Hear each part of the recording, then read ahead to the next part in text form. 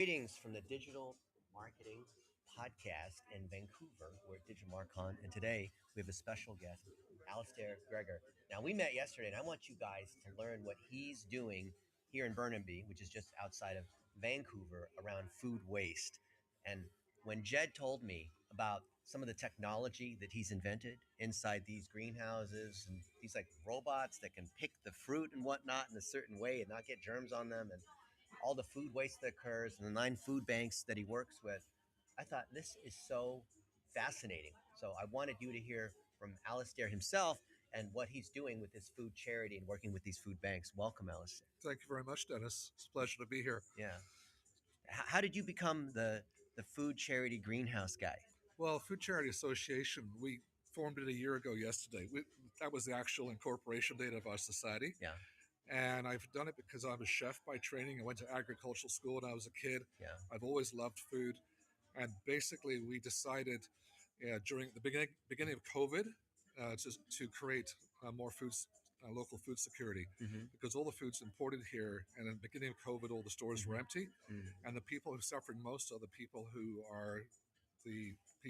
have the lowest income. So that's how we decided to create the food charity. Yeah. Well, there's a lot of people that are in charities and nonprofits and working with lower income, but you have some special technology that you've invented. Tell us about some of that. Well, what we've done is the biggest problem in in charitable giving is a lack of storage. Okay. That's the number one problem. So you can give to charities, but there's no capacity for them to receive the food or store the food in a cold facility. The food rots, and so a lot of times the food they receive is marginalized. There's also a lot of food that is given to charities that is just dumped by manufacturers.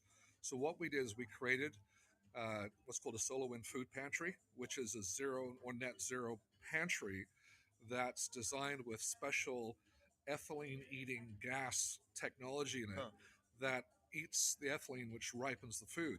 And if you can eat the ethylene, then the food has a longer shelf life. And so when a farmer gives it, that food can stay fresh. Yeah. So little side note, Metro Vancouver, which is all of Vancouver area, on average per year dumps 13,000 tons of perfectly healthy food per year, because the food banks don't have enough cold storage facility to receive that food. So one of our Solar Wind food pantries can process between 10 to 20 tons of food per week. That translates into 2,000 to 4,000 people per month. Extra people can be fed. Wow, off of what's already being produced. Yeah. So are you licensing this? We are working with Food Banks BC. Okay. We've been working with First Nations in southern Alberta with greenhouses. And we actually put together a whole business plan that got presented in Ottawa in December of 2023. Yeah. And they said they'd like to see 500 of these across the country. Wow. Now you're starting with a modest investment request. Oh, yes, $220,000 is what we're looking for raising for the first food pantry. The greenhouses thereafter, we are looking for more high-level investors, and they can brand them and put their names on it. And that's something that's beyond what I think most people would contemplate. The second level of where we want to go to for our next level is delivery. For example, Burnaby, it has a Meals on Wheels program. And the Meals on Wheels program, they have one vehicle in the Burnaby Meals on Wheels program, and the rest of it are volunteer drivers. So we want to get cold storage, and we want to give them more vehicles with drivers. So that's our next step. So you got to acquire the food, store the food, deliver the food. Yeah. So Alistair, why not set that up as like a for-profit enterprise instead of a charity? Every time you do a for-profit enterprise, people want equity. They want part of it. And all that does is take away from people who most need the food. There's a ton of for-profit businesses that they can go into. But from a charity point of view, we can leverage like a one-for-one giving.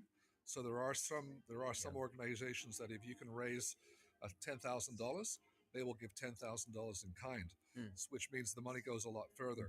Secondly, is if a person gives $100 to the Food Charity Association of Canada, Mm-hmm. that $100 goes into infrastructure, Mm-hmm. and the infrastructure is something that lasts for years and years and years instead of just being spent upon food. Mm-hmm. So again, that's more beneficial than just giving food in itself. Now you have some positive feedback from some of these food banks that you're already working with. I think you Hmm. said these letters, these certificates, and whatnot. Yeah, Tell us about that. yeah. So the first one, what we're doing is we're employing people who are disabled. So we are working with the DIGA, which is the Disabled Independent Gardeners Association. So we're working with DIGA Yeah. to employ people who are disabled in the greenhouses, Yeah. and we're also doing fringe employment, so people who Okay. are young or youth. Mm-hmm.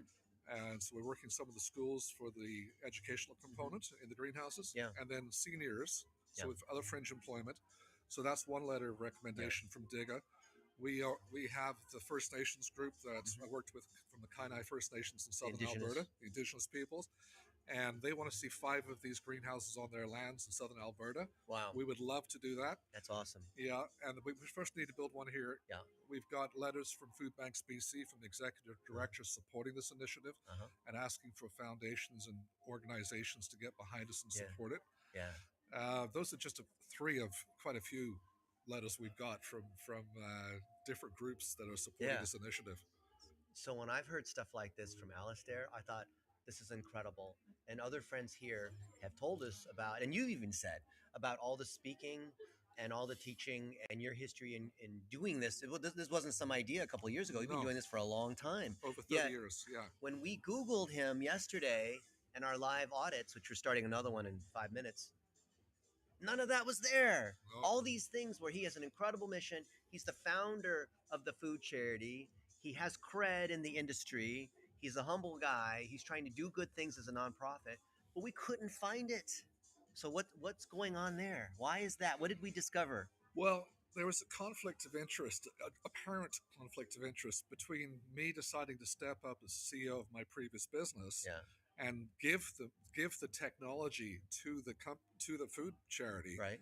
And I got challenged by the mayor of Burnaby, and he says, "Well, there's a conflict of interest. You own this other company?" And I said, "Yeah." And he goes, "Well, that's a conflict." And I was like, "Okay, why?" Hmm. It was pretty obvious. He's like, "Because your company's benefiting." I was like, "No, Right. I'll shut down the company." So I shut down my business. I've shut down my business in December. I resigned, retired, Wow. and I'm focused full time on the food charity. How's that for commitment? Got to do it.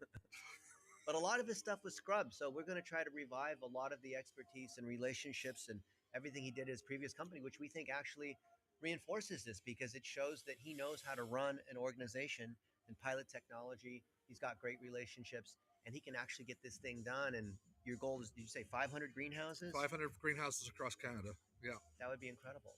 yeah. There's 110 food banks in British Columbia. Think of the impact. How many more meals would that be off of stuff that would have been thrown away just because of simple things like cold storage? It's huge. I had no idea, vegetables give off ethylene gas, and that was the thing that makes them go ripe too fast. Yeah. I mean, how many of you guys know stuff like this? How much waste can we things like we don't even know about, like what Alistair is working on and the impact that we can make in our communities? There's water. So we have water as a facet. If you harmonize the water properly, the water is easily taken by the plants. Yeah. It creates longest shelf life for the plants. When people receive the food lasts longer. It's healthy. It's more nutrition. Yeah. We got so many little facets of technology Yeah. that we overlay onto this, Yeah. and all of them create something that is magical. We don't build a greenhouse that's for 20 years. Mhm. We're designing and building a greenhouse that's engineered to last 70, 100 years or more and still be in service. Wow, that is amazing.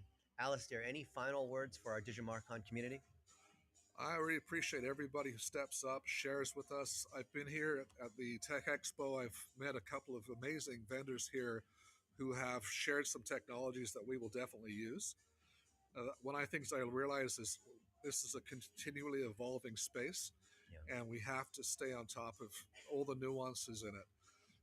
But the most important thing is if you can afford to give something, please give it to us or give it to a food bank. We are very different to a food bank because we're creating infrastructure Yeah. to support food banks.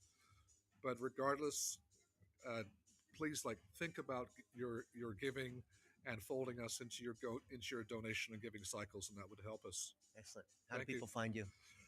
Go to thefoodcharity.org, thefoodcharity.org, and that's how you will find us. Thank you very much for doing that. Thank you, Alistair, for being on the Digimarcon live Thank- podcast coming thank at you, you from Dennis. Vancouver.